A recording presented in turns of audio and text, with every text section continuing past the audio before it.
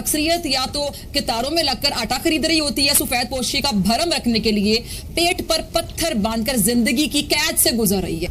IMF हमारी बात मान ही नहीं रहा। हम उसको मनाने के लिए तरह तरह के हरबे लगा रहे हैं, लव लेटर लिख रहे हैं, प्रेम पत्र लिख रहे हैं। इंडिया ने, मैं टाइम्स ऑफ इंडिया कोट कर रहा हूँ, इंडिया सिर्फ China and Pakistan fixes G20 meeting in Srinagar. मकबूजा कश्मीर। काश के आज भी कोई सबको यकजा करके एक करके मुल्क की खातिर सोचता है, इस मुल्क की खातिर सोचता है, इसकी आवाम की खातिर सोचता, मुस्तकबिल के बारे में फिक्रमंद होता। यहाँ पे वो था ना कि अमेरिका का प्रेशर है, क्योंकि ये सारे मुल्क खुद खड़े होते हैं, मुल्कों को भी सब देख रहे हैं, तो वो जो एक्साइटमेंट थी ना बहुत ज्यादा, ओहो उनसे मिले बगैर टेक्नोलॉजी नहीं। आपका ख्याल से अमेरिका सारी टेक्नोलॉजी शेयर करता है इसराइल के साथ, ये इंडिया के साथ, ये बाकी अपने एलाइज, क्या बात, ये फाइव आइज वगैरह।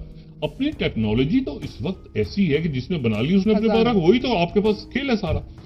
तो वो जो है ना, अब आपकी टेक्नोलॉजी यूरोप के अंदर बन रही है, चाइना के अंदर बन रही है, आप इंडिया में देखें, आप इवन अरब मुल्कों में देखें, टेक्नोलॉजी तो बहुत कई मुल्कों में है, तो मतलब क्यों डिपेंड करेंगे इसराइल पे बहुत ज्यादा।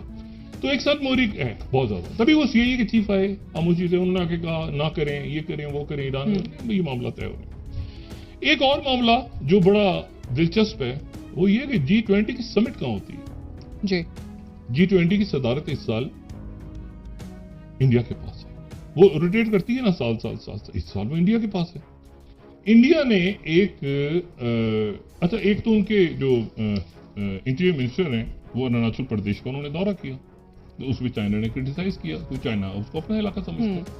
लेकिन जो दूसरी बात है वो ये है कि क्या इंडिया कहाँ पे अपना G20 का इजलास करने जा रहे हैं, और उसमें कौन से मुल्क। इंडिया ने, मैं टाइम्स ऑफ इंडिया कोट कर रहा हूँ, इंडिया सिर्फ China and Pakistan fixes G20 meeting in Srinagar. मकबूजा कश्मीर में उन्होंने G20 का इजलास बुलाया है, यानी मीटिंग जो होगी वो श्रीनगर में होगी। अच्छा, श्रीनगर की आएगा क्या, सऊदी अरेबिया आएगा क्या, चाइना आएगा, G20 ममालिक है ना। देखिए ना, अब ये एक बड़ा इशू है कि वो भारत के लिए भी, पाकिस्तान के लिए भी, चाइना के लिए, ये सारा मैंने आपसे कहा ना कि हमारे इश्यूज इस वक्त डिप्लोमेटिक लेवल पे, इकोनॉमी के लेवल पे, सिक्योरिटी के लेवल पे जो थ्रेट्स हैं, और ये ऑपरेशन की जो बात हुई थी, मैं फिर बोल रहा हूँ, ये कोई जहाजों से बॉम्बिंग नहीं है, ये वो है जो भी पकड़ा है बंदा आपने, जैसे ये जो BNA का या जो भी, यानी आपने दहशतगर्दों को पकड़ना है और उसके साथ ही आपने इकोनॉमी ठीक करनी है, आपने लोगों को सिक्योर, तो ये इस किस्म का ऑपरेशन है। ये कोई जहाजों से बॉम्बिंग वाला ऑपरेशन नहीं है कि वो जो नो गो एरियाज बन गए थे तो पता चला कि आपने वो पूरे के पूरे इलाकों के ऊपर, जो खुदा का शुक्र है कि अब वैसे हालात नहीं है। तो मैं सिर्फ ये कह रहा हूँ कि ये इश्यूज हैं।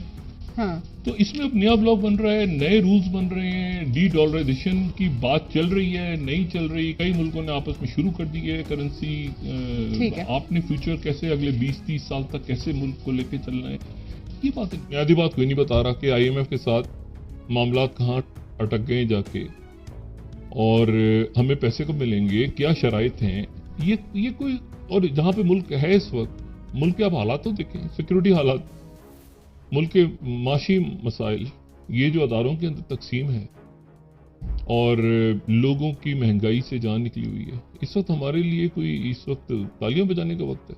और जबकि हर एक को पता है कि ये हंगर गेम्स है, और जिनको आप कहते रहे भूखे नंगे बंगाली, वो बांग्लादेश आज जो है वो आपसे कई दुनिया भर में बहुत से मकामात पे आगे है।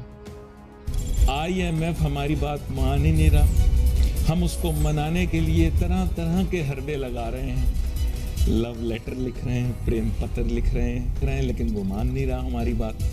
हर दफा कोई ना कोई कहते हैं नई शर्त रख देता, उन्होंने कोई नई शर्त नहीं रखी नाजरीन।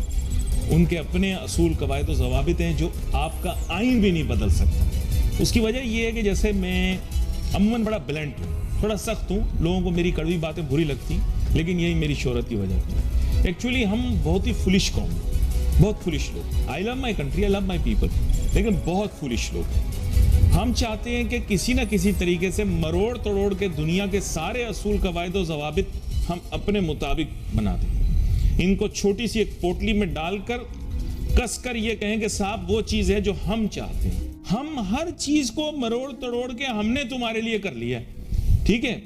अब IMF कि नई शराइत आ गई। IMF ने कोई नई शराइत नहीं दी। माय डियर कंट्रीमैन, अपनी आंखों को खोलो। You are very foolish. आप में से किसी को इकोनॉमिक्स का ई भी नहीं पता। सच में आपको बता रहा हूं, पढ़ना लिखना तो बहुत दूर की बात। मेरे साथ कॉलेज में जितने बच्चे थे ना कॉलेज में मेरे साथ, कोई वजीर बन गया, कोई मुशीर बन गया, यकीन करो सब फेलियर थे, सब फेलियर थे। मैं भी बोलता हूं, मेरे दोस्त हैं मेरे साथ बैठते हैं, फेलियर थे सारे। मेरी कॉपियों से कॉपी कर करके पास होते थे। सबको नोट्स में देता था, सब नालायक। कोई वजीर, कोई मुशीर, कोई किसी कंपनी का बहुत सीनियर अफसर, कोई ये सब नालायक, सब नालायक। पूरा दिन बच्चियों के नंबर इकट्ठे करते रहते थे। सही बता रहा हूं मैं, झूठ नहीं बोल रहा। यही था उनका काम, पाकिस्तानी का यही काम है।